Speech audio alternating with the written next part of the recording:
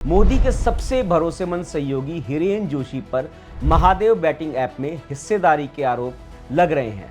यह वही हिरेन जोशी है जो मोदी के लिए सालों से मीडिया मैनेज करने का काम करते आ रहे हैं। क्या हिरेन जोशी की विदाई हो चुकी है या फिर ये कोई सामान्य तबादला है या कोई खास फेरबदल है या फिर किसी तरह की प्रशासनिक एडजस्टमेंट है? इस मामले पर भाजपा सरकार की चुप्पी सवालों को और गहरा कर रही हैं। यह वही हिरेन जोशी है जो कई व्हाट्सएप ग्रुप मैनेज करते थे और उन ग्रुप्स में मीडिया चैनल्स और एंकर्स को बताया जाता था कि किस दिन किस विपक्षी नेता को गाली देनी है। जिस बैटिंग कंपनी से इनके जुड़े होने की बात कही जा रही है उसका काला साम्राज्य 50,000 करोड़ का है, जिसका तार पीएमओ से लेकर बॉलीवुड और ब्यूरोक्रेट्स तक फैला हुआ है। कौन सी बैटिंग ऐप में उनकी हिस्सेदारी है? सोशल मीडिया पर यह कहा जा रहा है कि पीएम मोदी के इस ओएसडी को दुबई से महादेव प्रमोटर सौरभ चंद्राकर और रवि उप्पल से मोटी रकम मिलती थी।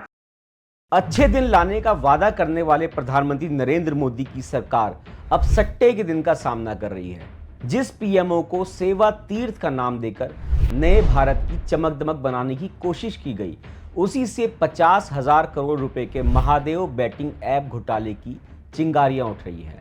नवनीत सहगल, हितेश जैन और हिरेन जोशी के इस्तीफों से नरेंद्र मोदी की सरकार सवालों के घेरे में एक बार फिर से आ गई है। ये तीनों ही इस्तीफे एक दूसरे से जुड़े हुए नजर आते हैं। ये इस्तीफे सिर्फ संयोग नहीं बल्कि सत्ता के गलियारों में भ्रष्टाचार का खुला नेटवर्क उजागर कर रहे हैं। 17 से 18 सालों से पीएम मोदी के खासम खास रहे और उनके लेफ्ट हैंड माने जाने वाले हिरेन जोशी के इस्तीफे ने कई सवाल खड़े किए हैं। मोदी के सबसे भरोसेमंद सहयोगी हिरेन जोशी पर महादेव बैटिंग ऐप में हिस्सेदारी के आरोप लग रहे हैं। यह वही हिरेन जोशी है जो मोदी के लिए सालों से मीडिया मैनेज करने का काम करते आ रहे हैं। भारतीय मीडिया को रसातल में पहुंचाने का श्रेय इन्हीं महानुभाव को जाता है। पत्रकारों को डराने धमकाने से लेकर अपने हिसाब से खबरें चलवाने तक हिरेन जोशी सालों से मोदी सरकार के मीडिया मैनेजमेंट मदरबोर्ड की तरह रहे हैं। लेकिन राजस्थान से ताल्लुक रखने वाले पीएम मोदी के ये ओएसडी इस्तीफे के बाद अदृश्य हो गए हैं। क्या हिरेन जोशी की विदाई हो चुकी है या फिर ये कोई सामान्य तबादला है या कोई खास फेरबदल है या फिर किसी तरह की प्रशासनिक एडजस्टमेंट है? इस मामले पर भाजपा सरकार की चुप्पी सवालों को और गहरा कर रही है। नमस्कार, मैं हूं गोरखनाथ और आज की इस वीडियो में मैं आपको पीएम नरेंद्र मोदी की परछाई माने जाने वाले हिरेन जोशी और उसके सहयोगियों के काले साम्राज्य के बारे में बताऊंगा, जो पीएमओ ऑफिस से लगातार मैनेज हो रहा था।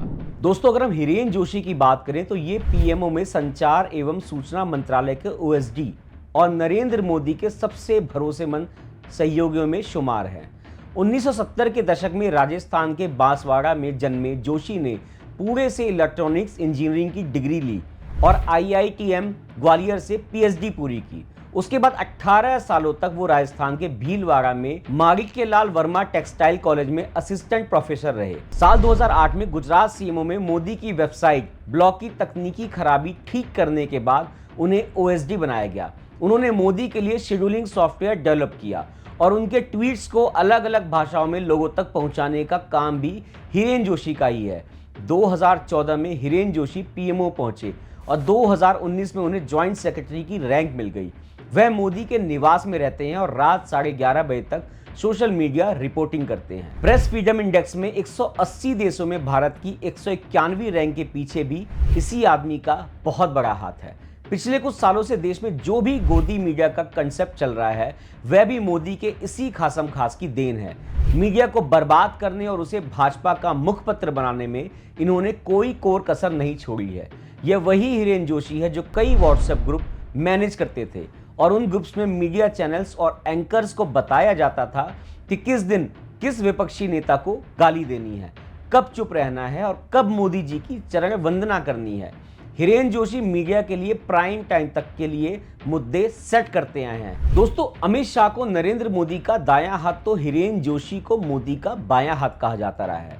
नरेंद्र मोदी के लिए डिजिटल रणनीति तैयार करना, मीडिया मैनेज करना और चुनावी नैरेटिव सेटिंग के मास्टरमाइंड हिरेन जोशी पर अब महादेव बैटिंग ऐप में हिस्सेदारी के आरोप लग रहे हैं।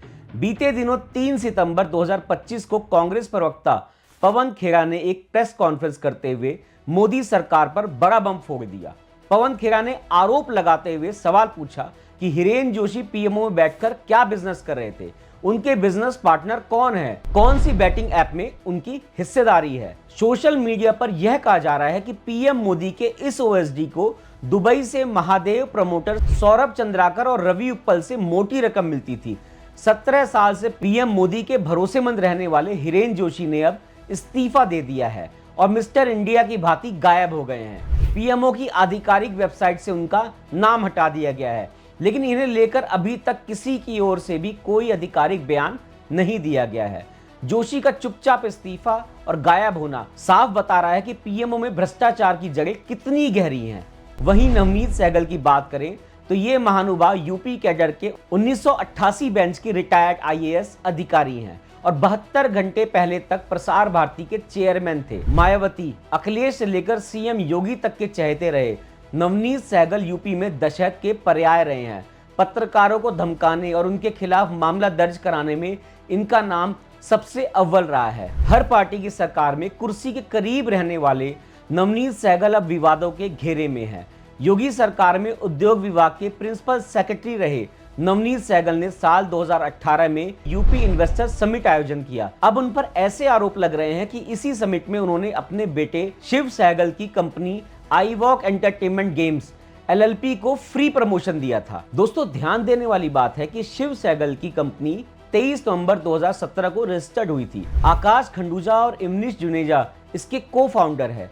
यह एक गेमिंग कंपनी है जिसकी शुरुआत कार्ड गेम मिनिमाइज से हुई थी। हिंदुस्तान टाइम्स की एक रिपोर्ट बताती है कि आकाश और इमनीस देहरादून से आए थे और उन्होंने कार्ड गेम मिनिमाइज लॉन्च किया और यूपी इन्वेस्टर समिट 2018 में उनके द्वारा बिक्री की गई। रिपोर्ट में कहा गया कि उन्होंने समिट के पहले 2 दिन में लगभग 275 डेक बेचे और समिट में उनका स्टॉल भी खूब भीड़ खींच रहा था। अब नवनीत सहगल के बेटे शिव सहगल की इसी कंपनी का कनेक्शन महादेव बैटिंग कंपनी को मैनेज करने वाले महादेव नेटवर्क से जुड़ा हुआ बताया जा रहा है। दोस्तों, नवनीत सहगल को 16 मार्च 2024 को प्रसार भारती का चेयरमैन बनाया गया था और 2 दिसंबर 2025 को उन्होंने अचानक से इस्तीफा दे दिया। आनन फानन में उनका इस्तीफा स्वीकार किया गया और 24 घंटे के भीतर उन्हें आवंटित बंगले से भी बाहर कर दिया गया। कहा जा रहा है कि नवनीत सहगल को प्रसार भारती का चेयरमैन बनाने में पीएमओ में पीएम मोदी के ओएसडी रहे हिरेन जोशी का बड़ा हाथ रहा है। पीएमओ में बैठने वाले हिरेन जोशी का महादेव बैटिंग कंपनी से जुड़ा होना और नवनीत सहगल के बेटे की गेमिंग कंपनी का भी उसी महादेव नेटवर्क से जुड़ा होना कई तरह के सवाल खड़े कर रहा है। वहीं तीसरे अधिकारी हितेश जैन लॉ कमीशन में मेंबर थे, उन्होंने भी अपने पद से इस्तीफा दे दिया।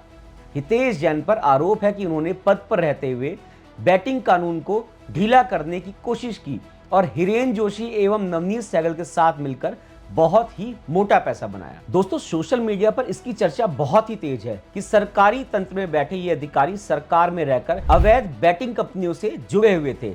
जिस बैटिंग कंपनी से इनके जुड़े होने की बात कही जा रही है उसका काला साम्राज्य 50,000 करोड़ का है, जिसका तार पीएमओ से लेकर बॉलीवुड और ब्यूरोक्रेट्स तक फैला हुआ है। 2018 में जूस बेचने वाले सौरभ चंद्राकर और टायर बेचने वाले रवि उप्पल ने मिलकर इस कंपनी की शुरुआत की थी, जो अब दुबई की बेस्ट कंपनी बन चुकी है। पोकर, क्रिकेट और फुटबॉल समेत कई गेम्स में इसके जरिए अवैध सट्टा लगाया जाता है और अवैध सट्टे से इनकी हर रोज लगभग 200 करोड़ की कमाई होती है। कई बॉलीवुड सेलिब्रिटीज का नाम भी इसी सट्टेबाजी ऐप से जुड़ा हुआ है और अभी जांच जारी है। दोस्तों, सबसे बड़ी बात, ईडी ने भी इस कंपनी से जुड़े 170 से ज्यादा ठिकानों पर पिछले कुछ सालों में छापे मार चुकी है और अभी तक 3000 करोड़ की संपत्ति भी जब्त की जा चुकी है।